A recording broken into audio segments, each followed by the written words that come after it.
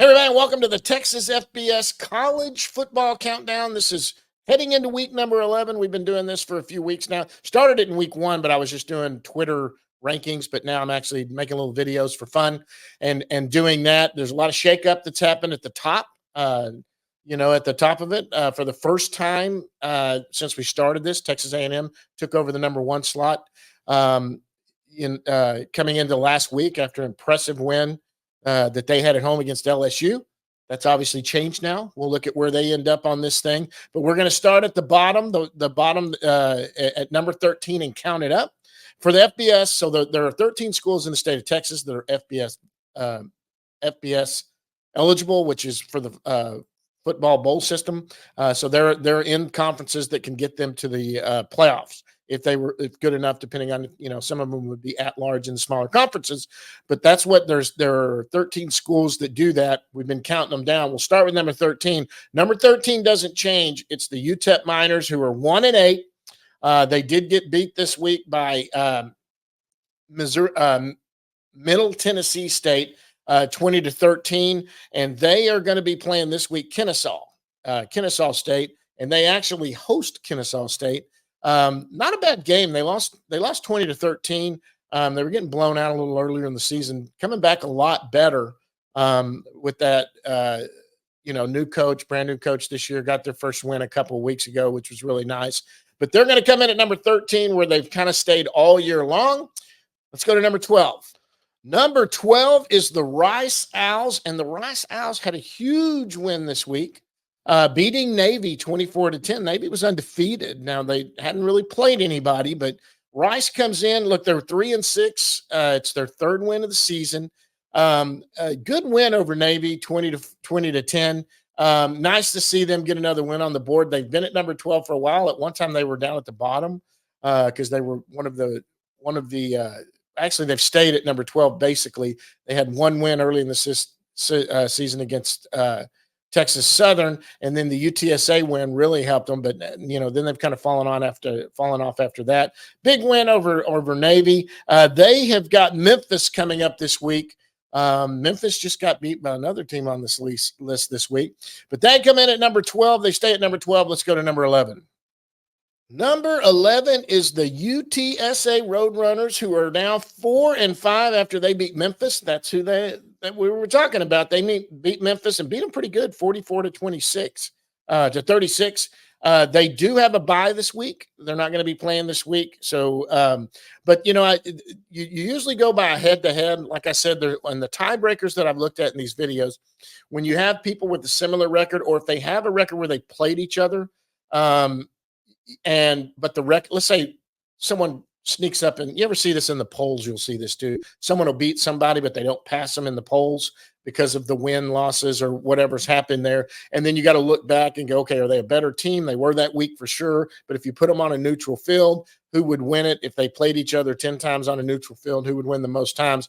That's the case with UTSA and Rice, who UTSA lost to Rice 29-27, very close game a few weeks ago. I still think UTSA is a better team. They've got a better record. They're 4-5. Rice is 3-6. And I do think if they played each other on a neutral field, it was a close game when they played, that I think UTSA is probably the better team. That's why they come in at number 11. Now we're going to head into the top 10. Number 10 is Texas State. Texas State, the Texas State Bobcats, who it's like they're getting 2 byes in a row because they played early in the week.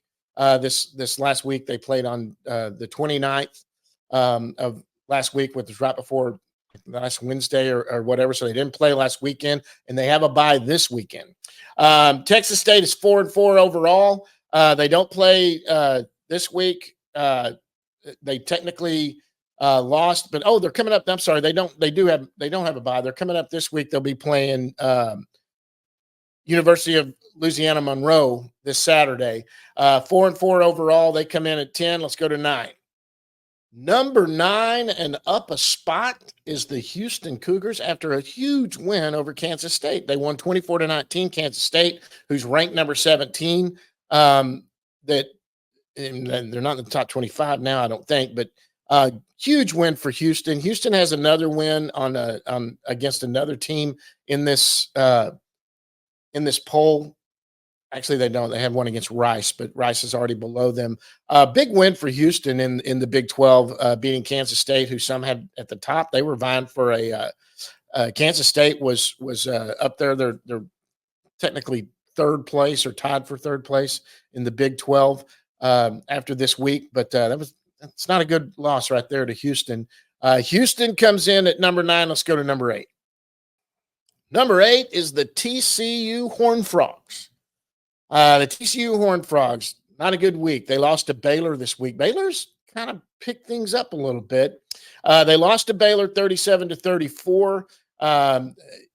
You know, I don't know. I can't figure out this. This is a TCU team that a couple years ago played for a national championship. They have fallen off since then. They started out a couple 2-0, then they lost a couple, then they got back to winning again, then they won a couple, beat Texas Tech, which was a pretty big win. Then they go out and lay an egg against Baylor. They were at Baylor. TCU is playing Oklahoma State this week. They host Oklahoma State. Oklahoma State's really down. They're at the bottom. They're 0-6 in conference play. So they should win this one. But I've got TCU at number 8. Let's go to number 7. Number 7, I've got the University of North Texas Mean Green Eagles. They come in at number 7. They did lose this week to Tulane. They lost 45-37. UNT is 5-3. They have one game better record than TCU. Those two played head-to-head. I'm probably going to take TCU a lot of times on that. But I'm going to let UNT stay ahead of them for right now. I think the loss to Baylor sways me a little bit on that. Obviously, UNT probably doesn't have the athletes that TCU has and would probably lose about 7 of those games, quite honestly. But for right now, UNT is going to stay ahead of them just because the loss to Baylor, I think, was pretty bad in moving TCU down. And UNT will stay at number 7. We're going to go to number 6. Number 6 is the Baylor Bears, who have climbed up a couple of spots. Baylor goes into TCU and wins against TCU 37-34. Big win for Dave Aranda. Now Baylor is 5-4. They've got a winning record. Is he saving his job? I don't know. I mean, that would have been one of the hottest seats in the Big 12 right now. He's 3-3 in conference play, 5-4 overall.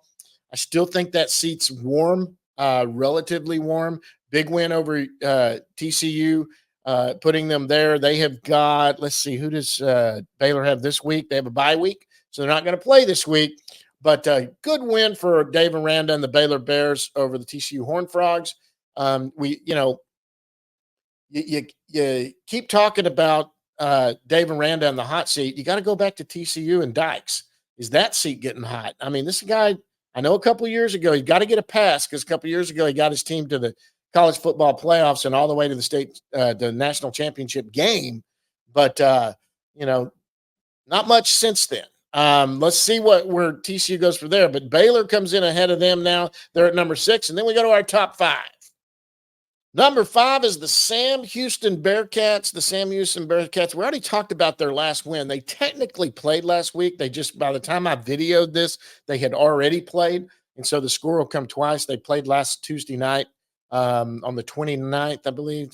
Yeah, that was going to be on Tuesday when they beat Louisiana Tech 9-3 in what was essentially a baseball game and technically a field goal game, it looks like. 9-3 against Louisiana Tech. They have a bye this week. They come back after that. They're going to play Kennesaw State. Their record right now at Sam Houston is 7-2. They've only got the 2 losses, once to Central Florida and then also to Western Kentucky. Right now in Conference USA standings, they are 4-1, and they're technically in 3rd place in Sam Houston, behind Western Kentucky and Jacksonville State. See what happens after that. I mean, they're going to be able to play Jacksonville State, who's ahead of them right now. So, maybe they're going to get in a Conference USA championship game there. I don't know, but right now they're going to stay at 7-2. They stay at number 5. And let's go to the top 4. Number 4 and jumping up 2 spots from last week are the Texas Tech Red Raiders. And Joey McGuire had one of the biggest wins in Texas Tech. I mean, that was a top 10 Iowa State team. They went into Iowa State and won that game 23-22. I watched every snap of it. What a great game. Good job for the Red Raiders to pull that off, to beat a ranked team like that. Texas Tech finds themselves right now, they are tied for third place in the Big 12 standings. They're 6-3 overall, so they're bowl eligible. 4-2 in Big 12 play. Texas Tech plays Colorado. That's going to be a great game. Joey McGuire talked about how him and Deion Sanders are good friends. When Joey was at Cedar Hill over here in South Dallas, in the southern part of Dallas area, Dallas County, winning state championships. Deion Sanders was coaching at a little private school over there. He did coach one of his sons. I think Shadur played there over at, I think it was Trinity Christian. I think it was called over here in Cedar Hill. They did some 7-on-7. He got to know Joey pretty well, and that they have remained friends. This ought to be a good game. Colorado's coming to Lubbock. And Colorado's, look, that's a team that's on a rise right now. They are just playing so good. Be interesting to see that when you see that one on Fox. It's going to be 3 p.m. Texas Tech, number 4 in our countdown. Now let's go to number 3. Number 3 is the Texas A&M Aggies. Oh, Aggies. My God, you were number 1 last week. I gave you the bump after the impressive win over LSU. Look, I said it that week. I said be cautious of that, but I was going to give you credit for beating an LSU team the way you did. But I said you've got to be cautious with the quarterback situation at A&M. If you go back and look at last week's video, I said you got to be cautious because teams weren't prepared for Reed, and LSU wasn't prepared for Reed. They prepared for Connor Wigman. Wigman struggled. They brought in Reed after the struggle, and he just lit up LSU with his legs mainly, and ended up picking them apart and running on them and running up the score a little bit. I mean, they ended up 38-23. They beat LSU. What a great win for him at that time. Then you go to South Carolina. Everyone said this could be a game that could be this could be a trap game, whatever. I think a lot of people saw the spread was close, almost a pick 'em. But there were a lot of pundits that were picking South Carolina, just thinking they would at least cover, because I think A&M was picked by a couple of points, something to that effect by the bottom line. I don't think anyone prepared for what happened. 44-20, that's a 24-point loss. South Carolina just beat them like they stole something from them.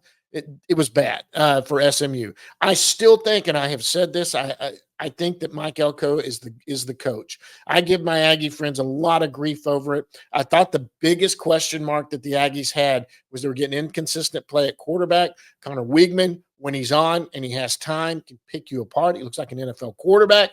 When he's pressured, he has problems. Then you have Marcel Reed, who can handle the pressure with his legs. He's a good running quarterback, but if you are able to contain him and you're going to make him pick you apart and win, you can run into a problem, especially if a team has the chance to prepare for him.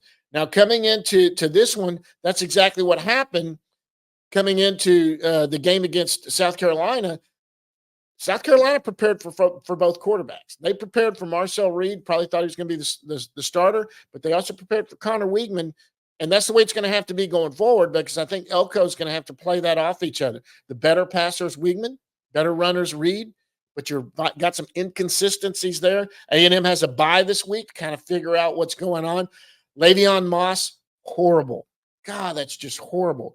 Look, I give Aggies a hard time. I love it when Aggies lose and I get to get on them, but what I don't like injuries. And in Texas A&M, you guys, I'm still giving you props. You're legit. You've got for SEC especially. Look, you're still up. If you look at the SEC standings, A&M is still tied for first place with Georgia in the SEC standings. Texas and Tennessee are the only reason they're not up there with them is because they haven't played as many SEC games.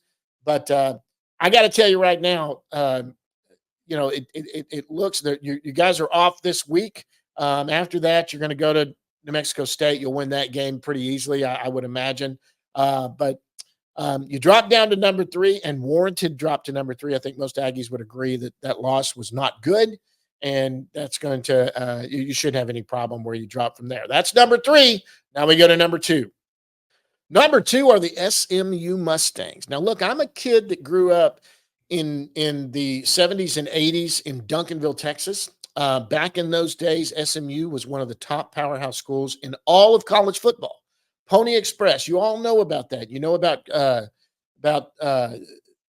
Craig James, and the Pony Express, the backfield, Lance McElhaney throwing it. You had Erica Dickerson. I mean, the option they ran. They used to play all their games at Texas Stadium, not at Ford Field over on the SMU campus. They used to sell out. I remember going to the Texas SMU game in 8th grade, and Texas Stadium was sold out. And I think Texas ended up winning the game that year, but I mean, it was just a shootout. SMU was so good back then. I mean, look at SMU now, number 13 in the country. They don't play in a week's conference. They play in the ACC. In the ACC, they're 5-0 in the ACC. They are undefeated.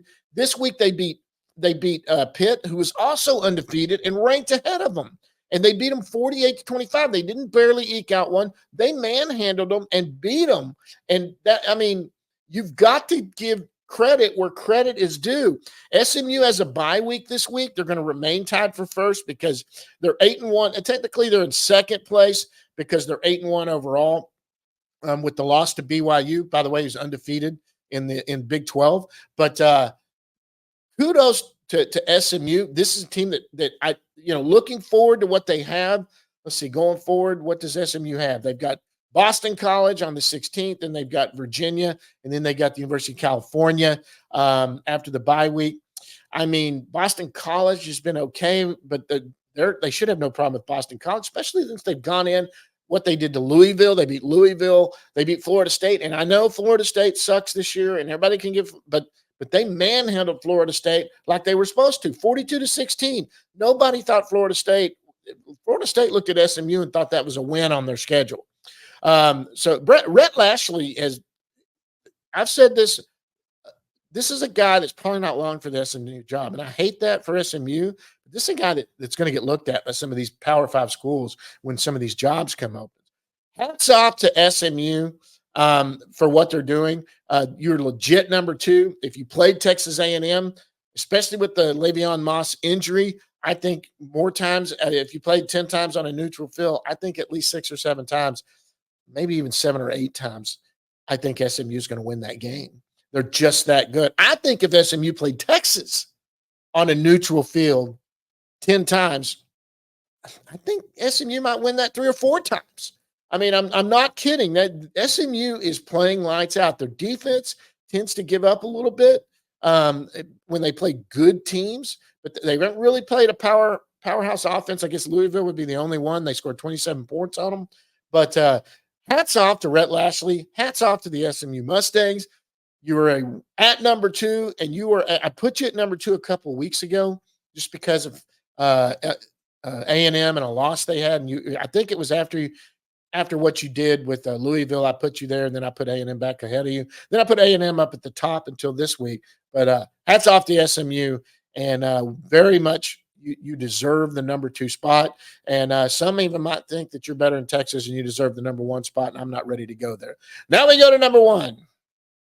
Number 1 is the Texas Longhorns. They had a bye week, and how about that? They won the bye week because A&M lost, and they ended up moving back up to the number 1 spot after dropping that week. They've been the number 1 team in the state of Texas basically all year. I did give A&M credit for beating LSU like they did, and it was a hats off and a salute to A&M, thinking, you know what, you guys are playing the way you're playing right now, what you did. It was cautionary, but I was saying you deserve to be in the number 1 spot, especially since you're in the number 1 spot in the SEC, technically still ranked against Texas in the SEC. But if you played Texas 10 times, especially with the Le'Veon Moss injury, I think Texas beat you.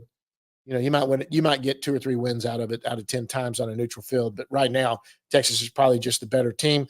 Texas had a bye week. They host Florida this week. Florida comes in, and they're going to play 11 o'clock kickoff this Saturday.